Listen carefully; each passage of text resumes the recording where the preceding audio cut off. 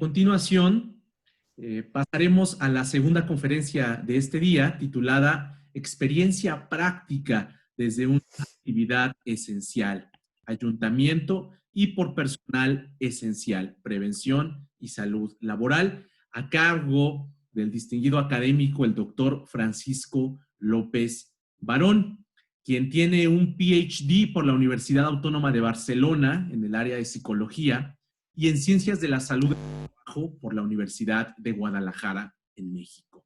Tiene también un máster en clínica en salud mental. Es técnico en prevención de riesgos laborales en las especialidades de seguridad, higiene, ergonomía y psicosociología aplicada. También es vicepresidente de la Asociación de Expertos en Psicosociología Aplicada, AEPA. Es presidente del Comité Europeo del Encuentro Internacional sobre Prevención y Salud Laboral. Destacamos que es miembro asociado del Instituto Internacional de Investigación Social, Ambiental y de Salud Ocupacional. También miembro ordinario de la División de Psicología del Trabajo, de las Organizaciones y de los Recursos Humanos y de la División de Psicología Académica, CEP del Consejo General de Colegios Oficiales de Psicólogos de España. También es consultor en la Universitat Oberta de Cataluña y responsable técnico de prevención y salud laboral, Ayuntamiento de Mollet del Valles, Barcelona. Mi estimado doctor Francisco López, sea usted bienvenido y le cedemos el uso de la voz. Muy bien, muchas gracias. Bueno, buenos días para toda... ¿Se oye bien? Sí, perfectamente. Buenos días para toda Iberoamérica y buenas tardes para España. Antes de empezar, solo un comentario a título de lo que Berenice había comentado, y es, de alguna manera, dar un reconocimiento y respeto a los profesionales sanitarios, porque si bien ella ha dado la cara desde el punto de vista de la moneda, ¿no?, de que desde ahí pues se les está aplaudiendo. Desde aquí la cruz ahora es que a los profesionales sanitarios de alguna manera se les está criticando e increpando, especialmente, ¿por qué? Porque la gente en los centros de atención primaria pues todos quieren hacerse las pruebas PCR. Un poco al menos que lo tengamos en cuenta y que lo tenga en cuenta la población de ese respeto. Bien, paso a la experiencia que tengo, a exponerla, y como veis, nos tutearemos. Entiendo que todos pues somos colegas y estamos en este camino. Hablo de experiencia práctica desde una actividad esencial, que es un ayuntamiento. Luego veremos desde el punto de vista de cuál es su actividad, y por personal esencial, que sería desde el punto de vista de prevención y salud laboral. Esto sería el ayuntamiento desde el punto de vista de la extensión del municipio. Como veis, tenemos un hospital, unas líneas ferroviarias, incluso pues, una zona rural. Tiene pues, una extensión, ahora lo veréis, tiene una extensión de 733 hectáreas y aproximadamente son la población es de alrededor de unos 51.000 habitantes. Equipamientos, podemos ver que tiene todos los que debe tener una municipalidad, desde bibliotecas, campos deportivos, educativos, salud pública, servicios sociales, etc. Igualmente, pues ha recibido premios en todo lo que tendría que ver con dietas saludables, de cara también a todo lo que tendría que ver con vilas floridas, que sería medio ambiente, e igualmente estaba nominada y había sido una de las capitales como ciudad europea del deporte. Bien, entramos en lo que sería el propio tema del COVID y cómo lo hemos afrontado o enfrentado, teniendo en cuenta de inicio que cuando se habla de el COVID, en principio es un tema de salud pública, no es un tema de salud laboral. Lo que pasa que de alguna manera sí que nos afecta y debemos poner todas las medidas para que no suframos o tengamos ningún tipo de contagio y menos dentro de lo que serían las organizaciones. En el año, bueno, este año, ya en el mes de febrero, pues ya empezamos a tener cierta información de que se aproximaba este tipo de pandemia, que si bien en un principio pues parecía que era una enfermedad, se hablaba de una simple gripe, pues llevamos ya con el tema desde que iniciamos el plan de actuación interna y el plan de contingencia, como 6 meses y parece que todavía irá para largo. Hay algunas partes de mi presentación que estarán en catalán, en algunas he intentado traducirlo. El tema es que como el idioma que utilizamos es el catalán, pues me ha sido en principio más fácil para que vierais hacer algún recorte y plantearlo. Bien, el día 14 de marzo en España... Estimado doctor, sí, dime. disculpe la interrupción. ¿Va a compartir presentación? ¿No está compartida? Perdón. No la estamos viendo. Vale, vale. Ningún problema. Muchas gracias, Vale. doctor. Disculpe la No hay de interrupción. qué. Espera.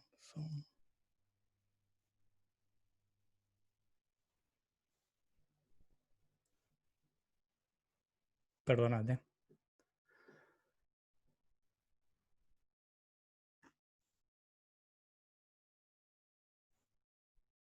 ¿Ok? ¿Ahora? Listo, doctor. Gracias. De acuerdo. Perdonad. Bien, esto sería lo que os comentaba. Estábamos hablando de inicio de... Esta es el municipio, la extensión del municipio y todos desde servicios, lo que os comentaba, ferroviarios, etcétera, que tenemos. Incluso un hospital. Los diferentes apartados o ámbitos que el ayuntamiento toca y lo que ya os comentaba, que habíamos iniciado pues ese plan de, bueno, os había hecho la introducción y estábamos que días antes de decretarse el 14 de marzo el estado de alerta, pues nosotros ya estábamos trabajando internamente por un plan de actuación interna.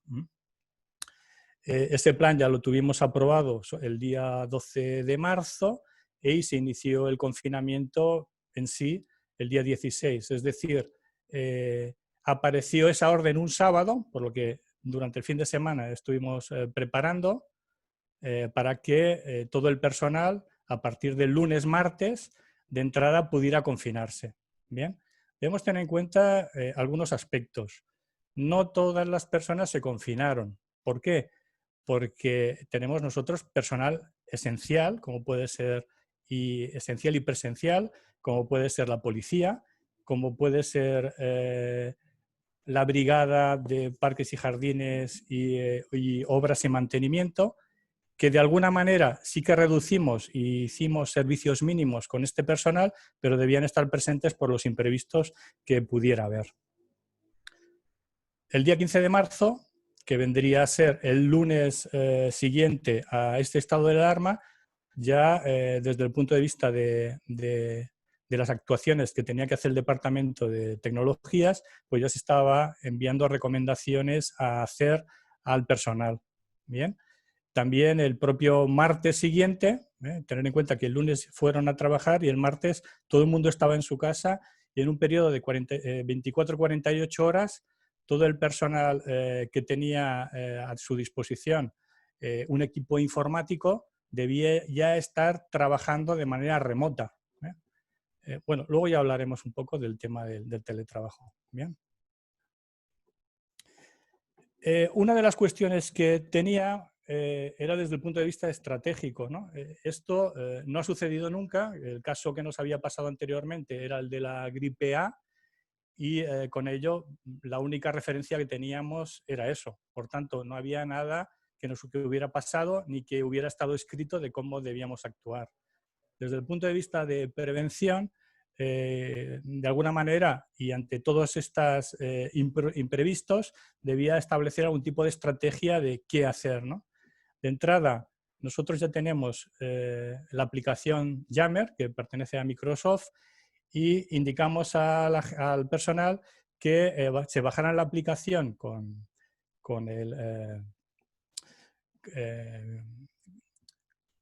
la aplicación, con lo que sería el enlace de la corporación, para que fueran recibiendo todos los mensajes y comunicados a través de esta aplicación. A partir de ahí, todo el enlace que había con el personal, aparte de enviarlo por mailings y tal, que quien más, quien menos los podía abrir en aquel momento, pero se hacía de manera unívoca para toda la gente con esa plataforma. ¿Eso qué significaba? Que desde el primer día hasta que pasó el día 90 aproximadamente, cada día les enviábamos desde Prevención y Salud un mensaje. El mensaje inicial, los mensajes iniciales eran en el sentido de lo que estaba pasando. Uno se plantea, pues bueno, unos determinados mensajes, informaciones, etcétera, para poder dar a la gente, pero prevé que vamos a estar 15 días. Bueno, y entonces los primeros que se les dieron tenían que ver con temáticas, sobre todo ergonómicas. Pero claro, desde el punto de vista ergonómico, teniendo en cuenta de las circunstancias que conllevaba, ¿no? Quiere decir que no se podía enviar una información clásica de cómo sentarte cuando tu puesto de trabajo no es así. Bien, empezamos a enviar las que ya teníamos nosotros preparadas y que está dentro de prevención y que cualquier empleado tiene acceso a las mismas, de alguna manera recordando, indicando que de alguna manera, como veis aquí en el mensaje que era para toda la empresa, dice, mientras estamos preparando recomendaciones en prevención y salud laboral en relación con el trabajo a distancia, en estas condiciones particulares os hacemos llegar información que ya conocéis, pero que es importante recordar y poner en práctica en la medida de lo posible. Bueno, en este caso era hablar de pantalla de visualización de datos. En la siguiente era tratar sobre portátiles. Y así fuimos enviando desde el Comité de Seguridad y Salud, cómo estaba constituido, temas de seguridad, temas de higiene, etcétera, temas de salud, temas de hidratación. Pues como veis, 90 o más hemos estado enviando. Hubo un momento en que no teníamos más información y aprovechamos el NAPO, que ya conocéis, de la Agencia Europea, y estuvimos poniendo vídeos referidos pues, con la situación que pasaban y con la pandemia. Desde el punto de vista de prevención y salud laboral, hemos tenido una carga brutal de saturación de todo, de información, de estar bloqueados. De alguna manera, la OPS habla de infodemia. En realidad hemos tenido una infoxicación impresionante. Desde mascarillas, el tema de las mascarillas, desde compras también consultaban con nosotros, ¿estas son buenas? ¿No son buenas? De alguna manera, a mí me han venido a decir que era señor no, porque me pedían un determinado producto, no, una determinada mascarilla, no. Todo era no, pero ¿por qué? Porque había mascarillas no homologadas, ha habido, luego ya hablaremos también, mascarillas, falsificaciones de mascarillas, productos que se quieren poner en el mercado y son falsos, no sirven, etcétera, ¿vale? Entre algunos temas, y que aquí podéis ver, hemos tenido desde tema de papeleras, climatización, de si eran obligatorias o no las mascarillas, de tema de virucidas, noticias y cada vez más de todo. Un gran problema que hemos tenido sobre todo ha sido la normativa y legislación. Nos han estado bombardeando durante semanas con cambios constantes. En 24 horas estábamos rehaciendo protocolos y al día siguiente salía otro que de alguna manera nos hacía reorganizar y cambiar todo lo que teníamos hecho. Incluso hemos tenido normativas e informes de determinadas instituciones que se podían dar por buenas, pero cuando uno revisa ve que son fakes. Tema de desinfectantes, tema de disconfort, tema de desabastecimiento brutal. Durante los primeros meses, bueno, se han tenido que buscar mascarillas, geles y tal desde debajo de las piedras. China no respondiendo, etcétera. Bueno, también otro de los temas que hemos ido teniendo era el tema de ¿y el personal? ¿Qué ocurre con el personal si está contagiado, si no está contagiado? Nosotros hemos sido prudentes y siempre hemos, de alguna manera, vehiculado todo a través de salud pública y a través de lo que sería el servicio público de salud. Bien.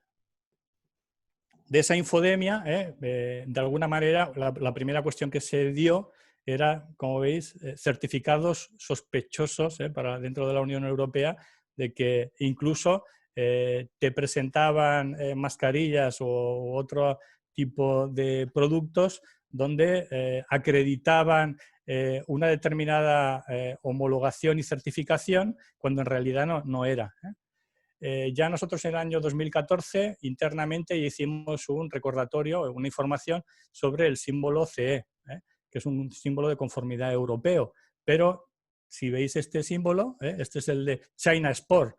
Quiere decir que la gente puede comprar y si no se fija mucho, está comprando un producto chino que no tiene ningún tipo de acreditación ni homologación en contra de lo que debería hacer.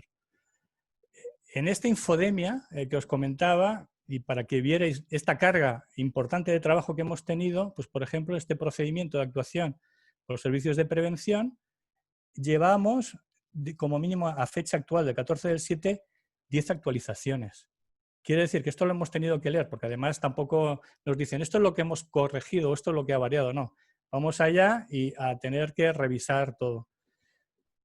Bien, hemos tenido, como veis, desde otra serie de tipologías de información y que de alguna manera nos han hecho esa mayor carga de trabajo y que va y muy cambiante, desinfectantes, adecuaciones de puestos de trabajo, etc. En el momento en que acabó el estado de alarma,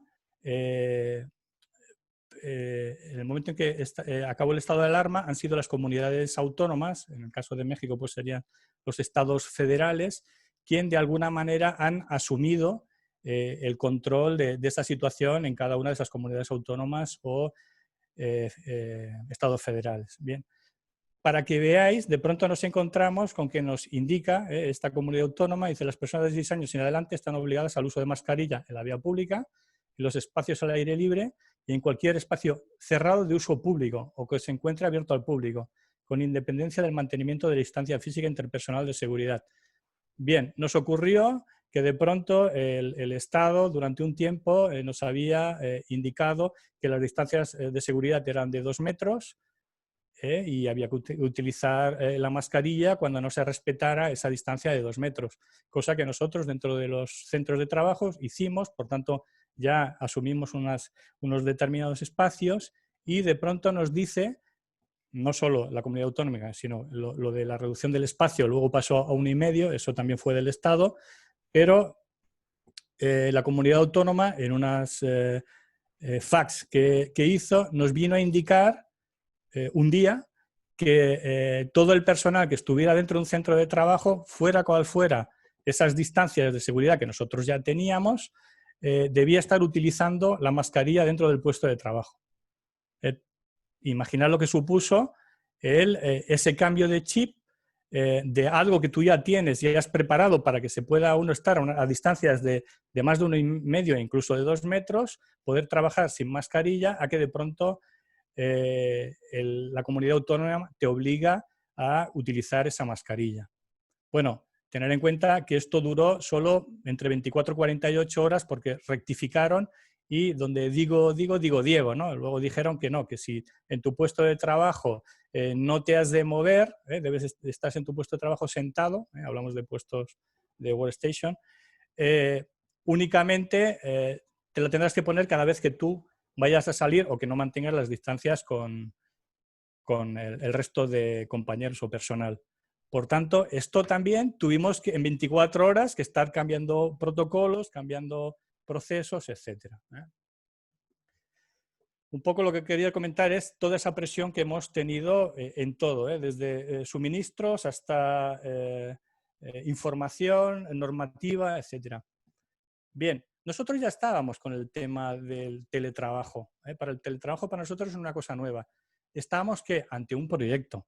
Nosotros pretendíamos hacer un proyecto de teletrabajo, pero no el teletrabajo desde el punto de vista de unas condiciones de teletrabajo en casa de 5 días a la semana, sino lo que pretendíamos era una conciliación de la vida laboral, personal, familiar, de una persona que pudiera estar entre 1 y 2 días a la semana. Bien, aquí tenéis unos enlaces de un trabajo que hicimos en un workshop con MC Mutual respecto al teletrabajo desde el punto de vista nuestro, que era la parte del FlexiDay.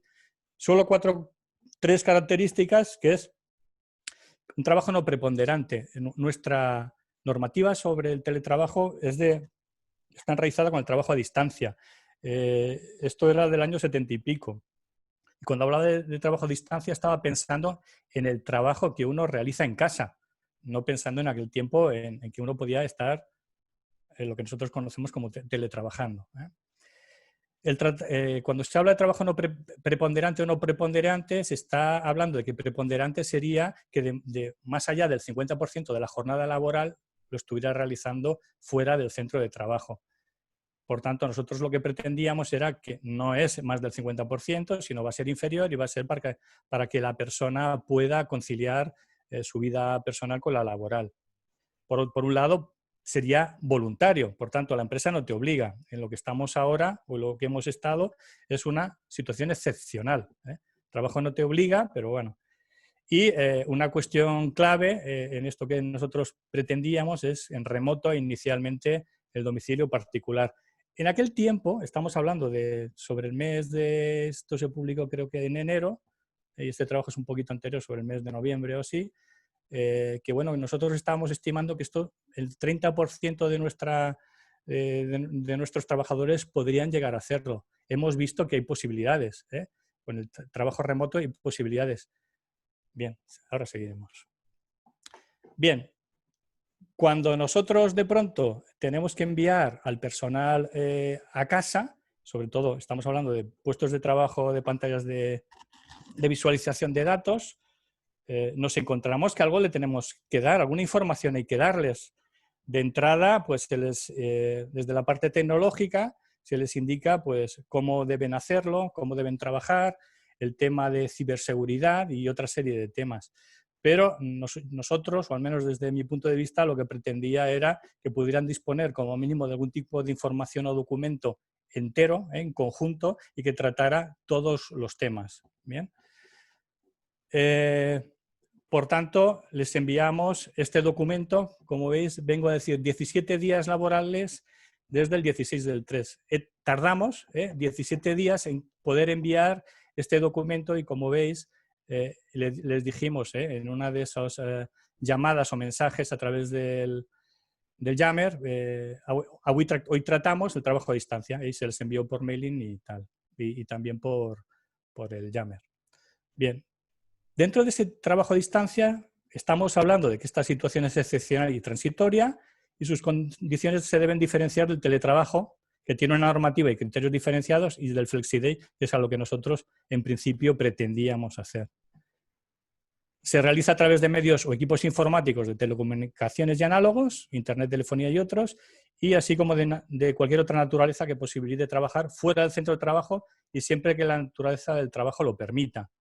Y para acogerse a este tipo de trabajo, pues debe disponerse de un mínimo de recursos tecnológicos propios.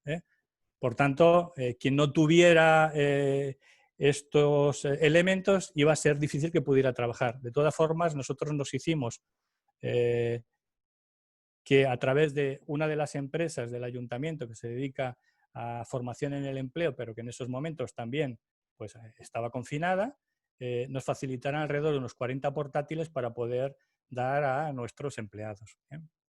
Y vuelvo a reiterar que esto no es teletrabajo. Para ese trabajo a distancia en remoto, en esta situación de confinamiento y esta documentación que les hicimos o les dimos, estaba estructurada de esta manera. Preparando la jornada, proceso de adaptación y símbolos de inicio y finalización, que de alguna manera esto, si los que estéis en el tema, estaba recogido de alguna manera o fundamentado en la CHS de Chile, que había trabajado el tema y nosotros de alguna manera lo adaptamos a nuestra situación. Recomendaciones para trabajar durante un largo periodo confinados dentro del domicilio con los niños. Apoyo psicológico y salud mental, que luego lo veremos. el recuerda, que también veremos, riesgos en el hogar, también les dimos enlaces y una serie de recomendaciones, una guía de ciberseguridad para que supieran pues, cómo deben trabajar, la ergonomía del puesto, que no voy a tratar, ya Ana María luego ya os comentará, y sobre formación, que no lo voy a tratar, pero tener en cuenta que una de las cuestiones que la norma nos obligaba era a que todos la gente, el personal que tenía que hacer teletrabajo se formara. Por tanto, había que darle rápidamente un curso, cosa a lo que yo me negaba o era muy reticente. ¿En qué sentido? Porque los cursos que estaban hechos, todos tenían que ver con una formación y criterios del teletrabajo clásico. Y yo lo que siempre he rechazado es que no se le puede dar una formación así a los trabajadores. Hay que adaptarlo a lo que tienen, a sus contextos, a esa situación. Pero nuestros recursos y con toda la situación y con toda esa carga de trabajo que teníamos, era imposible que pudiéramos desarrollar algo así. Por tanto, lo primero que hicimos, entre otras cosas, es poder dar esa formación a través de nuestro servicio de prevención ajeno. Y bueno, ahí lo pudieron hacer en 2 sesiones. Mientras yo estaba preparando, porque dentro de ese documento también proponía hacer una autoevaluación de riesgos voluntarias, mientras yo estaba valorando ese documento e intentar que fuera consistente, siempre pensando en que más allá de toda esta situación del COVID, nos dedicaremos a hacer el teletrabajo, pues desde el punto de vista del FlexiDay, pudiera yo tener, pues como mínimo, ese cuestionario de autoevaluación bien hecho. Pero cuando yo me puse a hacer eso, ya estábamos acabando con el confinamiento, ya venía la reentrée del desconfinamiento. Por tanto, la única solución que encontré era con el servicio de prevención, que en la segunda formación, la segunda edición de la formación, estuviera incluido algún tipo de autoevaluación para que lo pudiera hacer o contestar el personal. En toda esa estrategia que estábamos siguiendo, pues bueno, la primera cuestión es, pues hay que darles algún tipo de apoyo psicológico a los trabajadores en esta situación. Lo primero que se nos había ocurrido era, bueno, se me había ocurrido más a mí, ¿no? Desde el punto de vista de decir, bueno, ¿y por qué no creamos un grupo de apoyo psicológico? Porque yo sé que dentro de nuestro personal, pues hay personas que sí que tienen la práctica, otros que ya acabaron la carrera de psicología, etcétera, y sería, bueno, ¿y por qué no proponemos el crear algún tipo de grupo que pudiera dedicarse a esto? Lo cierto es que hablé con el Colegio de Psicólogos y entonces ellos estaban abriendo una vía de teléfono de asesoramiento y ya desistí porque vi que, bueno, que ya tenía muchos más temas como para ponerme con este. Y viendo que ya había otra gente que se podía dedicar y con más intensidad, lo dejé estar. Y entonces, a partir de eso, lo que hicimos fue buscar recursos para que todo nuestro personal en sus diferentes en las diferentes situaciones que pudiera tener este tipo de apoyo que, como veréis, ha sido muy diverso y ha sido una buena búsqueda. De todas formas, como veis, casi todos nuestros documentos o protocolos pueden decirse que están vivos. Desde el punto de vista que aquí, si veis, lo último que tenemos es de ahora, de la semana pasada, por decirlo de alguna manera, 22 del 7, ya estamos en la 6ª versión. Tener en cuenta que con un COVID, con todo lo que hemos tenido, y llegar a una 6ª versión, pues de alguna manera se nota tiempo de dedicación. En el mes siguiente al confinamiento, como veis, el mes de abril, llegamos a tener hasta 4 versiones de este documento. El documento, por un lado, teléfono de asesoramiento del Colegio de Psicólogos, dirigido pues, al personal municipal, tenía que llamar un número de teléfono. También como personas destinatarias, policía local, servicios sociales, agentes cívicos. Todo esto era parte de nuestro personal. Si tenían cualquier tipo de problemática de este tipo, pues podían llamar a ese teléfono de contacto. La Fundación Galatea también dio otro apoyo, otro servicio de apoyo psicológico e incluso el colegio, el Consejo General de Psicología. El Ministerio también. Compilamos también guías de recomendaciones que, como veis, tiene que ver con gestión emocional, guía de ansiedad, guía para el duelo de personas si se le muere una persona querida durante el confinamiento, que fue bastante duro todo lo que ocurrió. La Generalitat de Cataluña tiene que ofrecer un servicio de asistencia psicológica a los familiares de muerto por COVID, está reglamentado. Afrontamiento del dolor en la infancia y adolescencia en el contexto de la pandemia, e incluso incluimos, y también en el documento que dimos para el trabajo remoto, algunos cuentos que podían explicar a los niños referente al COVID. Para enfermedades infecciosas también, recomendaciones de gestión psicológica durante cuarentenas por enfermedades infecciosas, para personal que tenía procesos oncológicos, tanto para familiares, enfermos, cuidadores, para enfermedades mentales y discapacidad, para relaciones, guía para gestión de las relaciones y la convivencia durante el confinamiento por la epidemia, para personas mayores, para la gestión de las emociones de los niños por la pandemia, incluso recomendaciones de los regímenes de comunicación y estancia para hijos e hijas durante el estado de alarma en todo lo que tendría que ver con personal que tienen procesos tienen procesos de divorcio, de separación y que tengan niños a su cargo. E incluso también, ¿por qué no? Y ya que también tenemos, y se trabaja desde dentro por el tema de la violencia de género, de alguna manera recomendaciones de qué tenían que hacer las personas, pues si estando confinadas tenían algún tipo de problemas de violencia de género, e incluso de mascarilla 19, que si recordáis se inició en Canarias, y esto, si una persona, generalmente pues una mujer, iba a la farmacia a comprar algo, pues diciendo mascarilla 19 se ponía en marcha una serie de recursos donde la farmacia llamaba a los cuerpos y fuerzas de seguridad para que pudieran intervenir. ¿Bien? Dentro de todo el documento de ese trabajo a distancia en situación de confinamiento, una de las cuestiones clave es que les hicimos que tuvieran como un pequeño resumen, pensando no solo en esta situación, sino en la venidera si seguimos con el teletrabajo. El trabajo a distancia requiere de autodisciplina y puede precisar de un tiempo de adaptación y cambio de hábitos. El frigorífico, la nevera puede ser tu enemigo. No conviertas el sedentarismo en tu estilo de vida, pero la clave de todo estaba en no dejarlos olvidados. Dice, aunque no estés físicamente en tu puesto, formas parte del ayuntamiento. ¿Bien? Por tanto, todo el documento ese quería también concienciar de la situación. También, además de toda esta cuestión que he dicho del apoyo psicológico, pues también dábamos unos recursos saludables durante el confinamiento. Nosotros ya llevamos un año con una aplicación a través también de la Mutua de Accidentes, donde trata todo lo que tendría que ver con hábitos saludables. Bien, entonces el personal se baja esa aplicación y normalmente suele ser lunes, miércoles y viernes, envían un mensaje que tiene que ver, pues, salud, cuestiones de salud como alimentación,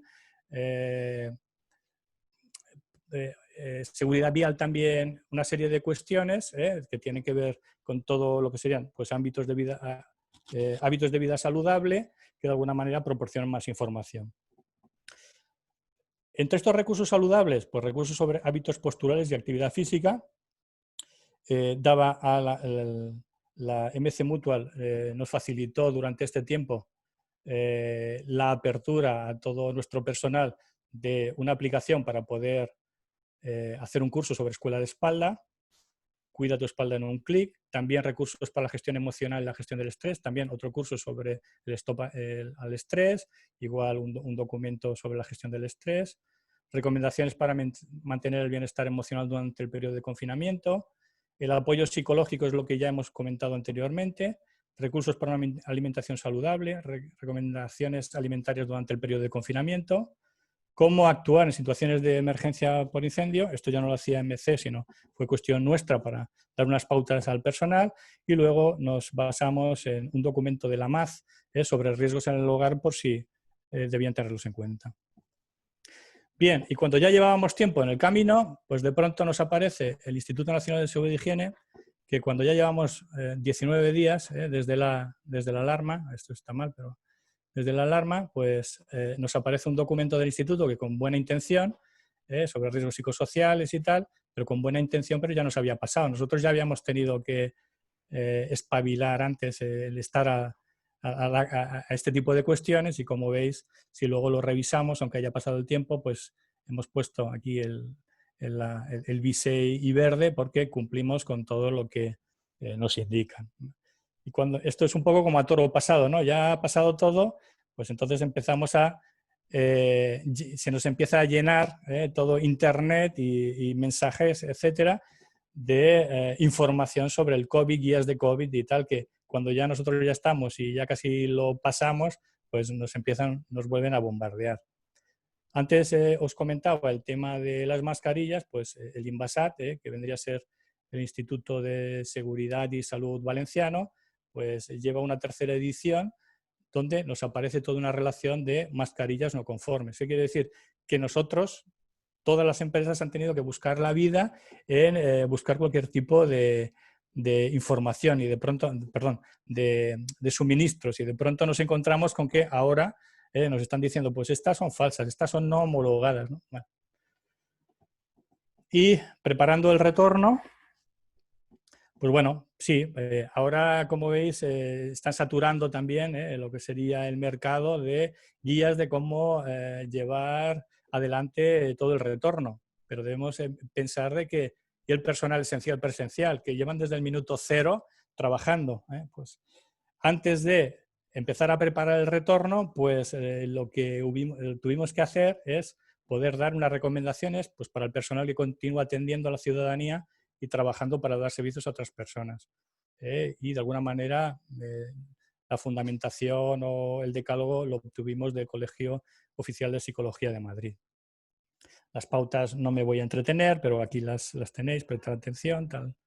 Gestiona los pensamientos negativos, atiende a tus emociones, es lo clásico. Bien, dentro de lo que sería el retorno al trabajo, nosotros, desde el punto de vista de la organización, ya teníamos un protocolo, pero no tenía nada que ver con el COVID. Sí, tenemos un protocolo de adaptación gradual y progresiva al puesto de trabajo, pues después de un periodo de baja de muy alta duración.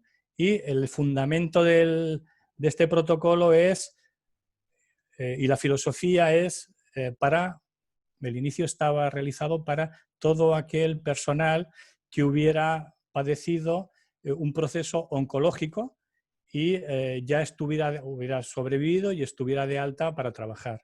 Quiero decir que estos procesos oncológicos, el cáncer no tiene causa-efecto en el trabajo, sino que es fuera del trabajo. Bien. Pues ya desde el año 2014 iniciamos este protocolo y como veis, además está reconocido por la Agencia Europea de Salud en el Trabajo como una de las 2 intervenciones destacadas de España respecto al cáncer. Y incluso hay un artículo que se publicó en la revista de estudios financieros sobre este protocolo. Cabe decir de que de este retorno al trabajo con este protocolo, pues nosotros ya habíamos tenido como el resumen y la opinión de cómo había ido para el personal. Nos decían programa imprescindible, enormemente agradecida, lo siento como un regalo. Además es un periodo que es de 3 meses, donde esa persona está cobrando, quiere decir que hay seguridad en el empleo y empieza, no me quiero extender, pero empieza pues trabajando 4 horas a la semana durante 2-3 semanas, luego 5 horas, luego 6, hasta la jornada completa durante un periodo de 12 semanas. Por tanto, es una forma de adaptar el puesto de trabajo a través del tiempo. La única cuestión es que, claro, nosotros somos la administración y esto no es fácil. Por eso se ha de extender a todo el mundo y no solo a esta organización, sino que tendría que estar desde el punto de vista de las pymes y otro tipo de empresas. Bien, y cuando dijimos esto, pues bueno, aquí tenéis una serie de comentarios de personal que estaba agradecido a esta experiencia que hemos tenido en este retorno al trabajo. Bien, y cuando estamos en el plan de retorno gradual al trabajo presencial, quiere decir que ya hemos pasado la parte de estar confinados y ahora tienen que volver, pues ya empiezan a darnos una serie de consejos que cuando ya sabíamos que esto iba a ocurrir, lo primero que hicimos fue enviar este tipo de información y luego empezamos a trabajarla. Tener en cuenta que nosotros, como ayuntamiento, hemos sido bastante precavidos. En España un poco venía a risa porque se hablaba de que durante el desconfinamiento teníamos 3 fases, pero que eran 4. Como veis, la fase 0, si contamos, la fase 1, la fase 2 y la fase 3. Claro, si las contamos son 4, pero en realidad son 3. Pero nosotros encima estábamos hablando de que teníamos un desconfinamiento de 3 fases, que eran 4, pero nosotros teníamos 5. 5 en el sentido de que fuimos previsores pensando en que, ¿y si ocurre algo? ¿Y si ahora que vamos hacia adelante de pronto retrocedemos? ¿Vamos a estar tan cargados de trabajo, con tanta tensión y tanto estrés como lo que hemos tenido porque, entre comillas, desde una parte política nos estén diciendo no, ahora cambiamos y pasamos a tal fase? Por tanto, nosotros lo que hicimos es ir siempre una fase por debajo de lo que se decía. Bien, por tanto, cuando la fase 0 nosotros era como la fase -1, cuando llegamos a la fase 1 nosotros estamos en la 0, hasta que llegamos a la fase 3. ¿Pero qué nos pasó en la fase 3? Pues, por ejemplo, en Cataluña la fase 3 duró 24 horas. Quiere decir que si un sábado llegas a casa o el viernes terminas de trabajar y llegas en casa pensando, bueno, ahora entramos en la fase 3, nos dará tiempo el lunes para empezar a preparar lo que venga, pues no. Nos vinieron a decir, la fase 3 empieza en 24 horas y el lunes ya empiezas. Como veis, el trabajo ha sido agotador. Bien, dentro del plan de retorno gradual al trabajo, hicimos un documento principal, que sería el plan de retorno al trabajo. Como veis, ya vamos en la versión 6, es un documento vivo, cada vez que hay un cambio lo actualizamos, ya hemos dejado lo que serían los enlaces, siempre con los mismos nombres, para que cuando se entra no haya ningún cambio por versión y uno tenga que registrar, sino que ya entra directamente, con unos anexos que tendría que ver, como veis, medidas a aplicar en espacios físicos, en atención al público, en accesos y salidas del centro de trabajo, lugares comunes, declaraciones de personas sensibles al COVID, declaración responsable para el teletrabajo y la conciliación, y tuvimos que hacer unas consignas a las brigadas municipales en 48 horas. ¿Por qué? Porque este documento de aquí, el del plan de retorno, imaginaros que lo teníamos preparado pues, para poderlo presentar un lunes, cuando nos indican la semana anterior, alrededor de un miércoles, oye, que al final las brigadas, en estos momentos que tenemos servicios mínimos, las vamos a pasar a que tengan un servicio completo. Por tanto, en 24 o 48 horas tuvimos todo lo que había aquí dentro que adaptarlo a las brigadas y poderlos entregar en ese tiempo, ¿vale? Información de las directrices del personal ajeno externo, o sea, que tiene que hacer ese personal, también regular las visitas externas, trabajo a distancia en situación de confinamiento, el uso de mascarillas en el trabajo. Con esto de la reanudación, que ha habido esos cambios, pues hemos tenido que hacer varias informaciones. Hoy donde digo, hoy que te la pongas, ahora ya no, si no estás sentado, etc. Y también hemos derogado algunos documentos, como el que ya os comentaba para el cálculo de los aforos en los centros de trabajo. Bien, un poco para que tengáis en cuenta, pues algunos tipos de imágenes del lugar. Está claro que no puedo aquí incluir fotografías de dentro del centro de trabajo. Hay alguna, pero no está referenciada y se desconoce. Y como veis, que íbamos de alguna manera informando al personal a través del Yammer. La utilización de las fuentes de agua. Las fuentes de agua es una situación de riesgo, entonces, de alguna manera, estábamos indicando de que no se acercaran a las fuentes de agua, sino que únicamente se podía llenar una botella y siempre que tuviera tapón. Intentar no hacer servir los ascensores más de una persona al mismo tiempo. Además, está obligada a subir con mascarilla. Hicimos todo rutas en los centros de... Bueno, tener en cuenta que en España, desde el punto de vista... Bueno, España, en Cataluña, desde el punto de vista de que la gente tiene que salir a la calle, es obligatorio el uso de mascarilla. Por tanto, la entrada a los centros de trabajo es obligatorio con mascarilla. Si atendemos a una persona en algún lugar del ayuntamiento, primero tiene que ser con cita previa, cuestión que a nosotros nos facilita el poder organizarnos mejor. tiene que entrar con mascarilla, hay una persona en la entrada, además se tiene que lavar las manos con gel hidroalcohólico que nosotros ponemos a su disposición, y depende del centro le tenemos hecho todo un circuito para que no se pueda mezclar con otras personas que pudieran interceder ese camino. ¿Bien? Aquí, como podéis ver, en vez de poner los asientos y ponerles algo para que no se sienten, pues lo más fácil. Es una cuestión de separar, dejar solo los asientos, y no podían hacerlo de otra manera. Bien.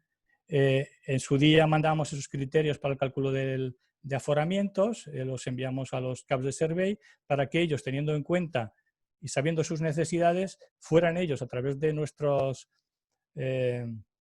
recomendaciones y nuestro asesoramiento técnico, quien pudiéramos coordinar esta vuelta a la normalidad o retorno al trabajo de sus personal, teniendo en cuenta que siempre la situación de teletrabajo sería de preferencia. ¿Bien? Es obligatorio el uso de mascarilla en el ascensor, como lo he dicho anteriormente. Bien, y una vez que hemos llegado a esto, quiero decir que ya todo está controlado, surgen nuevos sitios de vulnerabilidad desde el punto de vista de dónde tenemos el riesgo dentro de las empresas una vez que tenemos controlados esos espacios de trabajo. En los almuerzos, en las comidas, en los desayunos, cuando salen fuera de nuestros centros de trabajo. Como veis, lo primero que hicimos al ver alguna situación de este tipo es, en el desayuno, no bajes la guardia. El tiempo de desayuno es tiempo de trabajo y es necesario seguir aplicando rigurosamente las medidas de prevención de contagio. Se ha de hacer en grupos reducidos. Si uno va en grupo, se debe mantener la distancia de seguridad y la mascarilla solo se ha de quitar por el tiempo mínimo imprescindible. ¿Qué quiere decir? Que incluso las autoridades empiezan a recomendar de que si tú no estás masticando un bocadillo, por decirlo de alguna manera, y no estás bebiendo, ponte la mascarilla, cuando lo hagas te la quitas. Bueno, os he dejado una reseña ahí de la pandemia de 1918, que si bien toda Europa nos achacó como cabeza de turco a España, la verdad es que toda Europa estaba igual o peor que nosotros. Y fue la mayoría de muertes, como veis, y en el caso de España, sobre todo en las semanas siguientes a lo que se podía considerar la pandemia. Por tanto, fue en esa reanudación o en ese rebrote respecto a esa pandemia. Bien, y ahora esto no se acaba. Quiere decir que nosotros pensamos que ya con la ida y la vuelta ya hemos llegado. No, ahora están surgiendo rebrotes que nos dan otros escenarios. ¿Qué quiere decir? Pues bueno, nosotros tenemos nuestro centro de trabajo, con centros de trabajo controlados, tanto para las personas que entran como para nuestros trabajadores, y de pronto está ocurriendo que, por ejemplo, nosotros estamos fuera de aquí, esto sería toda la región metropolitana de Barcelona, pues toda esta zona ha estado confinada. Bueno, confinada, recomendación de que estuviera confinada, no ha estado cerrada. Claro, cuando esto ocurre aquí, ¿qué es lo primero que nosotros hacemos? Bueno, pues enviamos un comunicado, que este sí que ya lo tenía hecha la comunidad autónoma, dice, ¿cómo podemos evitar o cómo evitamos un rebrote? Ya viendo que en Barcelona ocurre eso, lo que hago es informar a toda la gente de que, ojo, que estamos en eso. ¿Qué es lo que ahora nos sucede? Que, por ejemplo, podemos tener personal que está viviendo en una de estas zonas, pero está trabajando fuera de aquí. Por tanto, excepto que no sea personal presencial esencial, lo que se hace es recomendar, y se tiene que poner en conocimiento de su jefe, y su jefe nos lo dice a Recursos Humanos y a Prevención, de que se recomienda que esta persona haga, si es posible, teletrabajo. Ya cuando esta zona pues, se desconfine, pues ya podrá venir, excepto que si esto se extiende, podrá llegar a nosotros. Por tanto, debemos prever que esto pueda extenderse y de qué manera. Por tanto, aquí se trabaja o se tiene que tener en cuenta toda esta organización y reorganización del trabajo que pudiera haber. ¿Vale? Bien, y llegados aquí, solo dos comentarios, ¿no? Por un lado, ¿y cómo he llegado aquí? ¿Cómo he podido sobrevivir? Pues ¿cómo he podido, ¿no? Ha sido difícil. Desde Cataluña decimos, pues primero hay que tener seny, que sería tener juicio, cordura, sensatez, tener en cuenta siempre desde el punto de vista de la prevención, pues considerar siempre principios y criterios que tendrían que ver con la prevención, precaución y proporcionalidad. Por ejemplo, ¿no? Pongamos, en el caso de las mamparas, las mamparas estaba prevista porque se pensaba que cuando personal externo pudiera entrar a los centros de trabajo y pensando en el ayuntamiento, vinieran sin mascarilla. Por tanto, ahora que tienen que entrar con mascarilla, que nuestro personal va con mascarilla, que tienen que lavarse las manos con gel hidroalcohólico, si ya mantenemos las distancias y tal, de seguridad, pensaríamos, ¿y hace falta las mamparas? Bueno, al final es una cuestión entre psicológica y de cierto temor que pueden tener determinado personal, pero podríamos plantear que ¿hace falta? Bueno. Y otra cuestión importante es que, y de reconocimiento también, es que nosotros tenemos un grupo, una red que sería un grupo de trabajo de prevención de riesgos de los ayuntamientos, especialmente Barcelona, también Agarra o toma la ciudad de Girona, Lleida. Bueno, de alguna manera reconocer todo el apoyo psicosocial que hemos tenido unos con otros, porque quien no dominaba de un tema dominaba del otro y nos hemos ayudado. Y tener en cuenta que un poco la línea que hemos seguido estratégica está fundamentada en lo que hemos venido trabajando durante estos años, que tendría que ver con la metodología de intervención psicosocial de AEPA, así como el modelo de empresa saludable y sostenible. ¿Bien? Y bien, no sé si me he extendido mucho o poco, hay muchas cosas que decir, poco tiempo para contar y os cedo la palabra al maestro respecto a las preguntas que pudierais tener. Claro que sí, con mucho gusto, doctor. Efectivamente, tenemos ya algunos comentarios que compartiré con usted. Desde luego, esta pandemia ha provocado un involuntario auge del trabajo a distancia que ha afectado a millones de personas. Todo este crecimiento en cuanto a esta tendencia hace que muchos expertos se pregunten si tenemos ante nosotros una revolución que podría repercutir en el futuro inmediato de los trabajadores o al menos en el de aquellas personas cuyo trabajo no requiere estar ligado a una ubicación física concreta.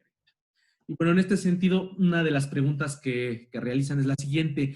Cuando finalice la crisis, ¿qué efectos a largo plazo prevé que pueda tener la pandemia respecto al lugar de trabajo? ¿Qué repercusiones tendrán las diferencias tecnológicas entre países desarrollados y economías emergentes? Bueno, un poco voy a hablar sobre la improvisación. Quiero decir que tener en cuenta que mi único momento de reflexión ha sido cuando he podido preparar esta presentación. Quiere decir que llevamos una dinámica brutal.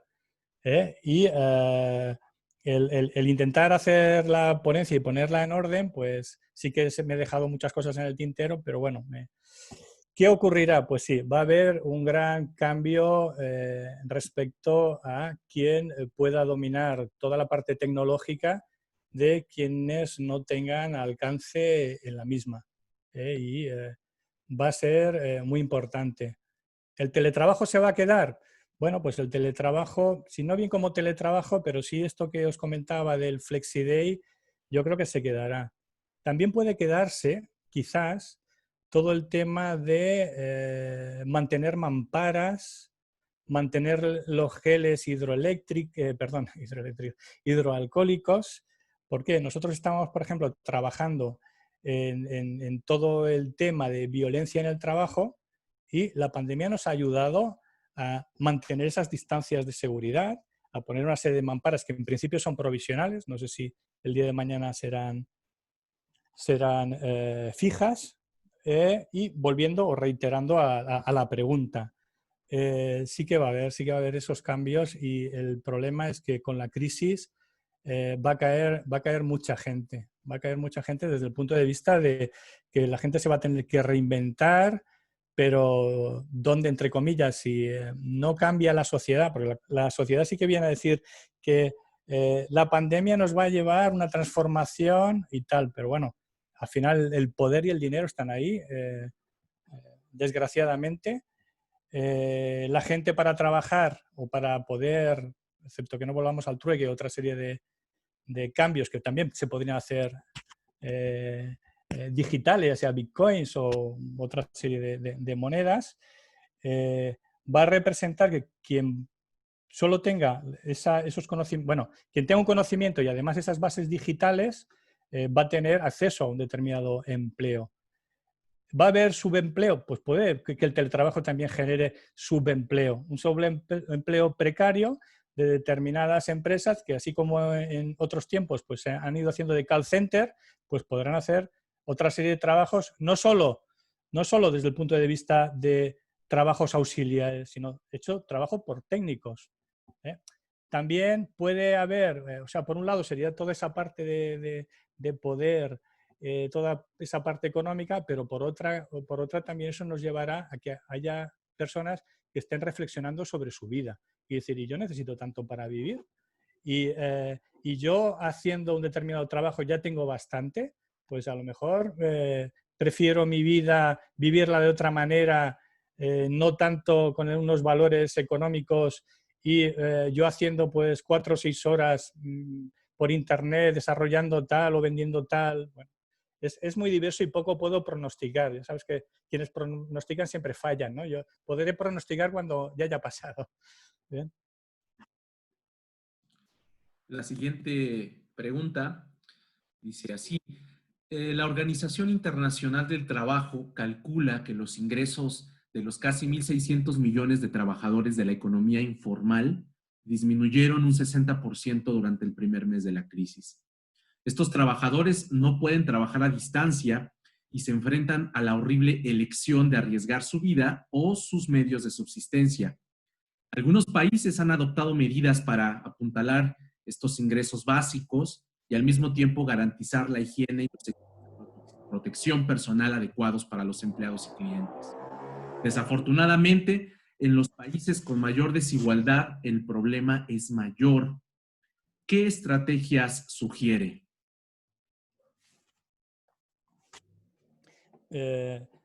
Me preguntan de alguna manera un tema que sería casi de salud pública o de dirección de un gobierno a un humilde personal que trata sobre la seguridad y salud del trabajo.